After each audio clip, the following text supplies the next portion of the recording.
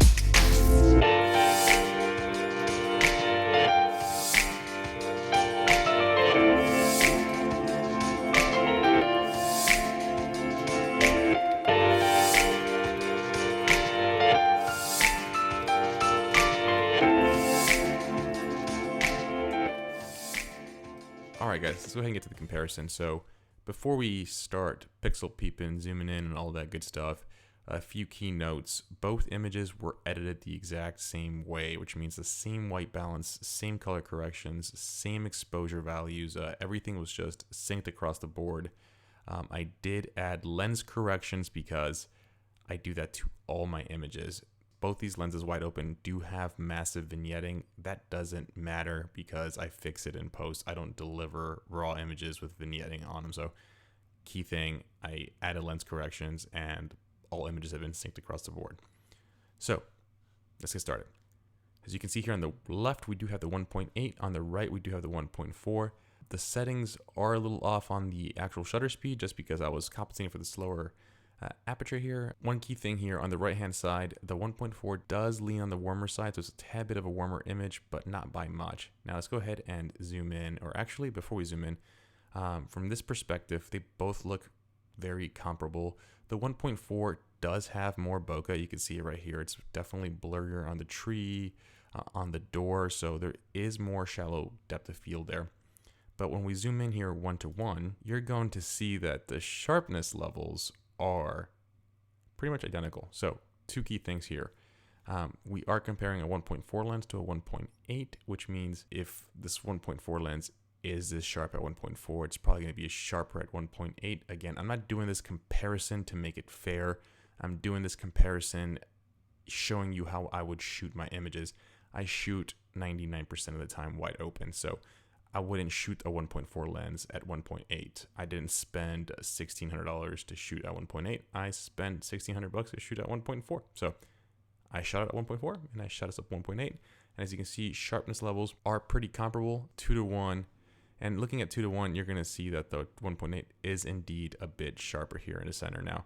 Let's go ahead and go back 1-to-1. Now, again, my type of comparisons, I'm not going to compare the corners because it doesn't matter to me. I'm not shooting the corners. Again, I shot these images the way I would shoot regular clients. So there you go. Let's go ahead and move on to the next set of images. Okay, so on the left, we have the 1.8 again. On the right, we do have the 1.4. And just like the previous image, you're going to see that the shallow depth of field here is greater on the 1.4. No surprise. But the images are looking very similar again. And if you look at I think the rendering, everything, I think they both look pretty solid. And if you zoom in 1-to-1, you're going to see that they're both tack sharp here in the middle. The 1.8 again does look a little bit sharper. You can see all the detail here in the face in the 1.4.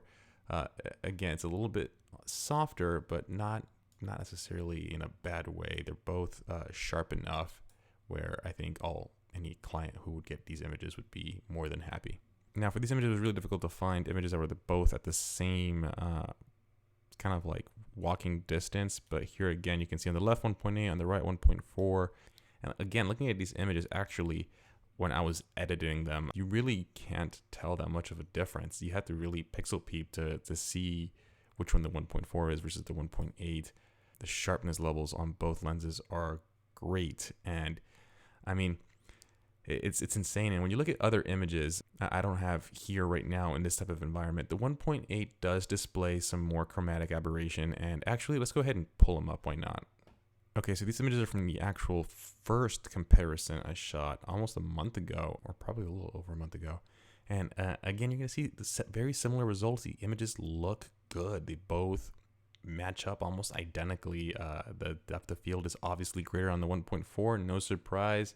The one thing that I haven't pointed out yet and I haven't mentioned is when you do have a L lens like the 35 1.4, you also do have better coatings on the glass, which means in situations like this, when you go in 1-to-1, yes, they're both sharp, but what you're going to notice here on the left-hand side is on the 1.8 lens, you do have some green fringing all over the rails versus the 1.4 does not. Now, is this a big deal? No, but this is kind of what you pay for when you upgrade to an L lens. You're paying for these small things, right? This is something you could remove in post, but it does take some time. Again, it's not really mission critical, but those are the things that come with more expensive lenses. Okay, so after comparing those images, it's pretty crazy how close both lenses are. Once you start getting to a certain level of, like, for example, lenses or quality, the difference starts kind of becoming less and less, right? So for example, if you shot from a $100 lens to a $400 lens, it's gonna be a big difference. But once you go from a $400 lens to a $1,200 or $1,400 lens, there's gonna be a difference. It just won't be as much, right? It starts getting smaller and smaller. And that's kind of what we're seeing here. Obviously that gap is a lot narrower now. And I think what Canon's doing with their RF mount is just truly kind of amazing. I can't wait to see the next generation of prime lenses. But when looking at these two, even though sharpness and rendering is almost identical, there's still benefits of having that 1.4 aperture just to have a blurrier background. There's still benefits of having weather seal lenses. I would never shoot that 1.8 lens in the rain just because I don't want to ruin my camera. I don't want to ruin the lens. That 1.4 Mark II, I've shot in the rain twice and it still works. And I wasn't scared when I shot in the rain. So they both have their spots, but it's just crazy to see how narrow the gap now is. I think if you were to compare some of the previous lenses, or even for example, like the nifty 50 and the new 50, it's just, there's no comparison. And here it's just so narrow. But like I said, I'm planning on keeping both these lenses because they both have a spot in my bag and I've truly kind of enjoyed using both. But that was my comparison. What do you guys think? Isn't it crazy how narrow the gap is between these two lenses considering 4 times the price? Anyways, let me know your thoughts down below in the comments, or if you have any questions, would love to answer them. I think in the next few weeks, I am going to be working on a video between the Sony a7 III and the Canon EOS R.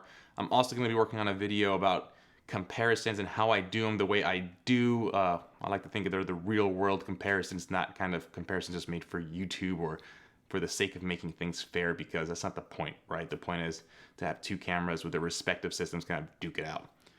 Whole different conversation, video coming soon on that. But guys, as always, please like the video, comment, subscribe, and I'll see you on the next one. Have a good one, guys. Peace.